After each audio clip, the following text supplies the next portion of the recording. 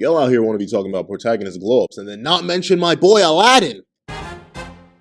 Before we hop into this discussion on Aladdin from Magi, please leave your own thoughts on the character in the comment section down below, leave a like, and subscribe if you haven't already. Now, let's get into it. What's up guys, How About the Pencil here, and here we are to talk about Aladdin, the great main character from Magi, the Labyrinth of Magic. Now, I think Aladdin is great, but why do I think Aladdin is great? He is one of the most dynamic main characters that I have ever seen, both in power growth and in character growth. And what do I mean? Here's the thing. Aladdin from chapter 1 is way different than Aladdin from chapter 50, who's way different from Aladdin from chapter 100, and you get my point. Aladdin changes, he grows, he develops, he has a lot of the same personality traits, however, he still grows, changes, evolves, he does that good stuff. And what I love is looking through the series and seeing the dynamic growth from early series Aladdin to end of series Aladdin, from both a power standpoint to a character standpoint to a mystery standpoint. That's another factor of Aladdin I like a lot. Here's the thing. I like my main characters to not only be interesting characters and to not only have interesting power sets, but to also have a little bit of air of mystery behind them. Like a little bit of reasoning why I should stay invested in this man. Not just for his character reasons, not just for his power growth, but also for his past, his backstory. I want to learn something about that. And while it's fine to learn about a character's backstory completely early on in their narrative because it allows us to connect to them quicker, I also kind of like it when this character kind of shows up and presents a mystery. Like why are we following this main character? What special reason do we have to follow this person? And Aladdin has that in spades. However, let's talk about first Aladdin as a character. Aladdin, when we're first introduced to him, is this mysterious magic boy. We have no idea what he is. He's a bit weird. He's kind of perverted. He's a mess. However, he's a hilarious mess. I love how Aladdin, early within the narrative, is mainly concerned with his own desires. He's a traveler that gets what he wants, when he wants, because he wants it. It's all he really cares about. Sure, he will help people on occasion. Sure, he will do whatever he can to survive. But at the same time, he's new to this world. Quite literally. For example, you don't know that. All we know is that this is a boy with great magical power behind him that also happens to be less than a stellar guy. And it's great to see how Aladdin slowly develops from this guy who has no real understanding of people in the world since he's so disconnected from it, to slowly begin to understand the more complex nature of the world, the wars between people. One of my favorite arcs for Aladdin in general, since it's specifically focused on him, is the Koga arc, because it allows Aladdin to get attached to another person outside of Ugo and see all the different complexities that people have, and also how important that certain connections are and how important that people's inner workings are, how one person tying to another person can prevent more death and stuff like that. It's a lot of simple work that works to grow Aladdin slowly, progressively. Magi is 369 chapters long, and we've gotten such great growth for Aladdin over these chapters. It's amazing to look back and see and critique and praise, and that's what I love. Aladdin slowly grows from this character who cares for nothing but himself and whatever he desires, whether that be to help people or not help people, or to just do whatever he wants, to slowly understand that, yes, he does have some sort of role in the world. When he becomes the Magi, well, he always was the Magi, but when he accepts that as part of his fate, and he grows to realize that there are things within the world that he has to take care of. And he realizes that mostly when Judar finally lands in Baldad, when he is forced to fight Judar, and he understands that he is more of an anomaly than he even thought he was. He is a secret fourth Magi that shouldn't exist in the world at the time, and he's forced to fight someone who is just like him, but with a completely different path than him. It opens Aladdin's eyes even more. Not only is he meant to live to help people in whatever way he can through his interaction with the Koga clan and their great elder, but he's also supposed to protect people and help people who are less fortunate than him at all times, no matter what his availability is. And you can see that in the fight with Judar. He's forced to protect people and push his limits, and he's willing to do that. He's grown from this person who cares mostly about himself to a person who's willing to fight for people that he barely even knows. These people were legitimately just attacking Aladdin in the sense of the Balbad arc. They were not initially agreeing with him. However, he put everything on the line for them. And still, he cares. And I think that's the great thing. Aladdin has always been a caring character. He cares for the people that he loves, such as Ugo. He cares for his friends, all of that.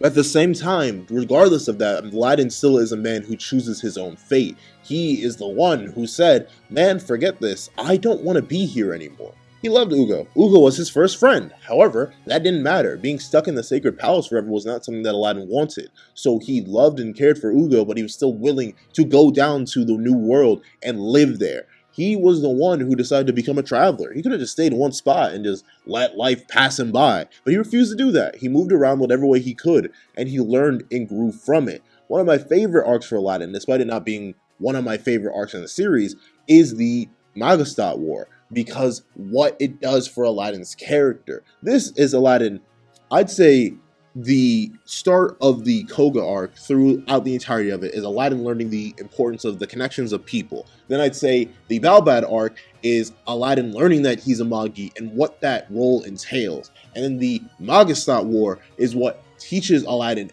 everything about the world that he needs to know and how he's going to be forced to fight in it no matter what he does and no matter where he is. And that's why Aladdin rising up and switching the tide of the war against Reem for Magastat is one of the best moments for his character, because he's fully awoken. He's finally removed the shackles that were upon him, which was the 2 jewels that Yamuraiha put on him, and he finally goes all out. He makes people realize what he is, and how he's not going to sit down idly by anymore. Aladdin has grown, Aladdin has evolved, he has changed, and it's great to see that. The boy who was so weak before magically, now that he's grown as a character, now that he's grown in understanding, has drastically increased his power. However, the great thing is, Aladdin still isn't complete yet. He still doesn't understand everything. He doesn't fully know where he comes from. And that's why Almatoran works. Sure, do I think the arc was sort of shoved in there haphazardly? A little bit. I think it does have some problems. I feel like it could have had a smoother story transition, but regardless of that, what Almatoran does for Aladdin is it gives him a home. It gives him an origin. It gives him reasons to do what he does. It explains everything for him. And by doing that, it allows him to realize that there's a gap in his understanding of the world and also a gap in his power between what he should really be at. His potential is way higher than anything he could possibly understand. And thus, when he retreats back to Almatoran, when he retreats back to the Dark Continent on that floating island, you can get why he trains with the Ancient Dragon. You can get why he grows and develops with everything. Because this is Aladdin finally understanding everything about his role. He is no longer just the Magi that happens to be the one guiding Alibaba. He is also the Magi that comes between 2 worlds. He is the Magi of Almatoran. He is technically that. That is his main role. But at the same time, he's a Magi of Almatoran that was raised in the New World. He is a bond between the two. He is the guiding link, almost an avatar of sorts for both worlds that transcends both of them. And that's why he learns the magic of both worlds. And that's why I think Aladdin's power growth by the end of the series works so well. And why I'm completely fine with Arba conceding to him the moment she realizes what Aladdin has done. Because she not only confuses him for Solomon, but she's realized, in a sense, he surpassed him. Aladdin is a person who has learned to understand the different complexities of the world, the ideas of war, the ideas of people and their connections, the ideas of love and understanding, and growing as a human being. Aladdin has gone through all of that, and by doing all of that, he has fully realized where he stands in the world and what he wants to do about his standing in the world. And by coming to that complete character realization, that is how he becomes so strong. That's why he masters strength magic, he masters alchemy magic, he masters all these different types of magic that were seemingly so far beyond his grasp. He was struggling with fire magic before, but this power growth that grows alongside Aladdin as a character is what makes it feel so present. It makes it feel earned. That's the thing. The reason I love characters like Aladdin is because obviously, in a fighting-based series, you're gonna have to have your characters get stronger, unless you're gonna have their characters get more skilled. However, Aladdin managed to do both, and that's purely because of his understanding of both the world, himself, everything. Everything allowed Aladdin to grow exponentially, and it all makes sense by the end of the series. That's the thing. I love how trackable Aladdin's journey is. I can point out to almost every single arc that Aladdin is in, and point out to what he's learned, how he changed, how he's grown. And while Aladdin is the same playful, fundamental little kid that he was by the end of the series, shown by how he just teases Alibaba with, "Can I have the apple now, Mr. Driver?" It's that great.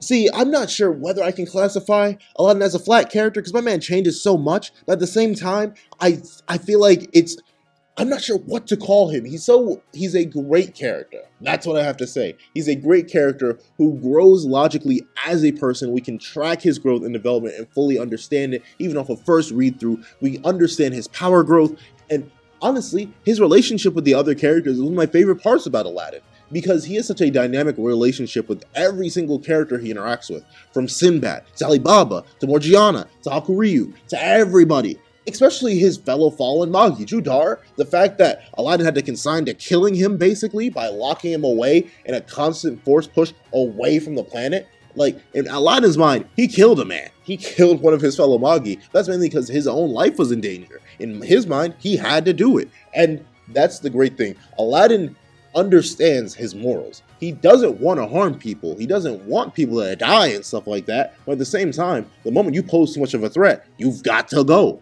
And that's what he had to do to Judar. Judar was a threat to him and what he thought was Alibaba's life. So Judar, he had to get up out of there. He could not stay there anymore. And Aladdin understood that and he felt bad, but he realized what he had to do. One of my main issues with characters is when they're completely unflinching on their morals. And like, they don't have those moments where they realistically would break under the pressure. But no, Aladdin's allowed to break. Aladdin's allowed to grow. Aladdin's allowed to develop all this great stuff. And I love that in a main character. And all his relationships with the other characters, the reason they excite me so much is because they're not stagnant. Aladdin has a great relationship with both Alibaba, Morgiana, and even Hakuryu for a while. And he's happy to be with them. He finds it cool. He finds it wonderful. But he can feel something off about Sinbad from the rip. And he straight up tells Sinbad, no, I will not be your Magi. He can feel it. He knows something's wrong with that man. And I love how Aladdin is reasonably enough ready to thank Sinbad, because Sinbad's treating him great, has built this wonderful kingdom, has made Aladdin so happy, but Aladdin still at the same time is smart enough as a character to realize, no, there's something off about you, and I can't place my finger on it just yet, but I'm not going to trust you. It shows how Aladdin is from rip, smart, he's decisive, he's cunning, he's powerful, everything. He's a great character, and I have nothing really else to say. And honestly, the reason I like Aladdin so much is because of everything he stands for. From the symbol of power that he is as a Magi, to the legendary presence he holds within the narrative itself as a person who acts in the way he does, from a Magi who's not afraid to take action, from a character who's not afraid to take action, whether it be against some clan that happens to be trying to take over a small village, or against two literal deities in the sense of his grandfather and Sinbad. He's always willing and ready to fight.